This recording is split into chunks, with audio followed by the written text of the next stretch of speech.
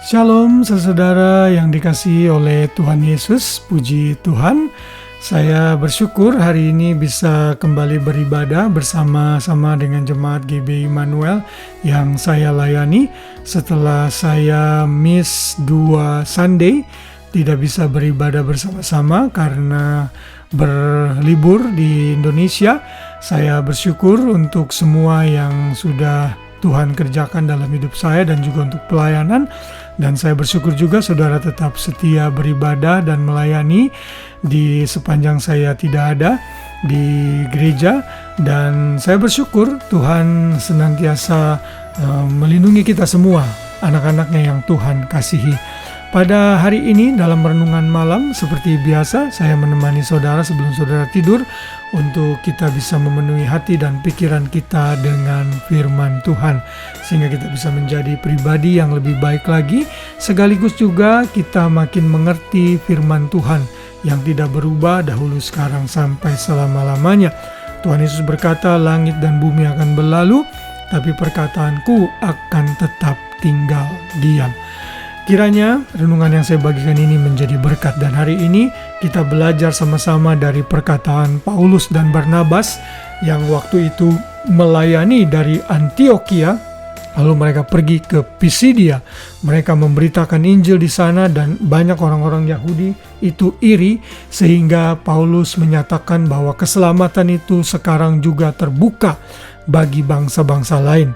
Kita membaca ayat hafalan kita dari Kisah Para Rasul 13 ayat 47. Sebab inilah yang diperintahkan kepada kami, aku telah menentukan engkau menjadi terang bagi bangsa-bangsa yang tidak mengenal Allah, supaya engkau membawa keselamatan ke ujung bumi.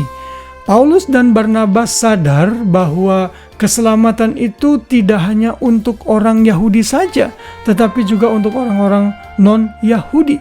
Ayat selanjutnya dalam ayat 48 dinyatakan, mendengar itu bergembira semua orang yang tidak mengenal Allah dan mereka memuliakan firman Tuhan, dan semua orang yang ditentukan Allah untuk hidup yang kekal menjadi percaya. Lalu firman Tuhan disiarkan ke seluruh daerah itu. Saudara, ayat ini menggambarkan semangat Paulus dalam memberitakan Injil kepada orang-orang non-Yahudi. Dan Paulus sadar bahwa keselamatan itu bukan hanya milik orang-orang Yahudi.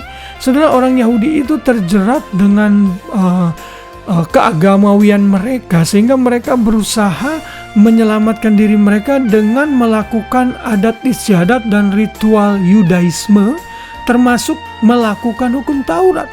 Dan Paulus dalam ayat ini menegaskan, kalau kamu menolak Yesus, keselamatan ini akan terbuka bagi bangsa-bangsa lain.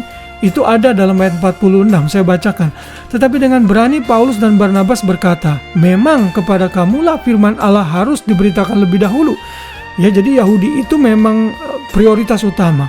Tetapi kamu menolaknya dan menganggap dirimu tidak layak untuk beroleh hidup yang kekal.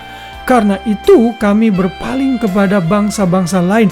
Dan mereka mengatakan hal ini karena orang Yahudi pada saat itu iri karena melihat orang banyak mengikuti Paulus dan Barnabas untuk mendengar pemberitaan Injil.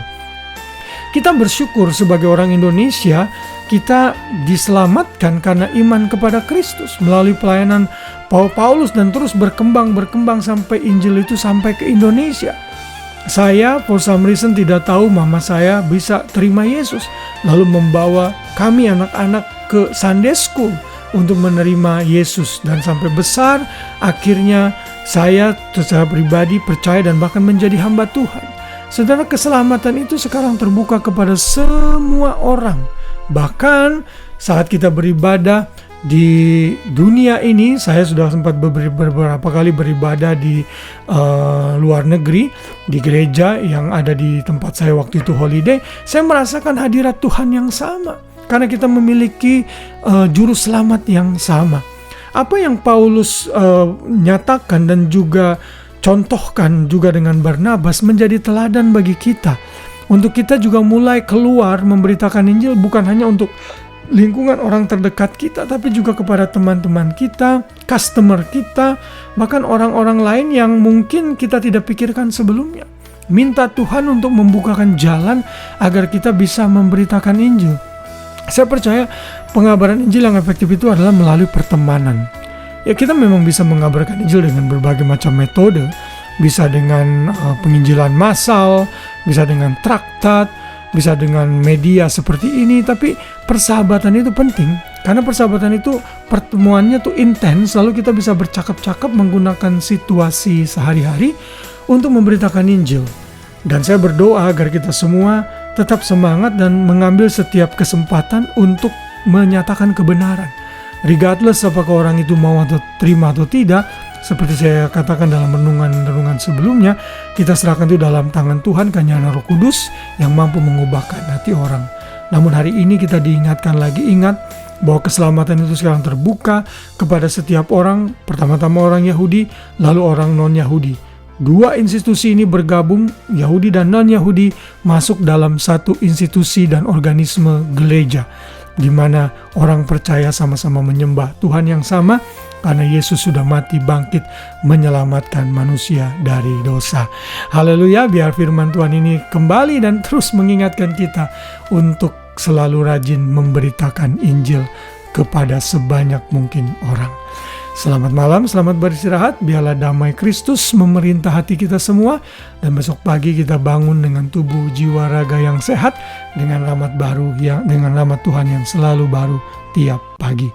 Tuhan memberkati kita semua. Shalom.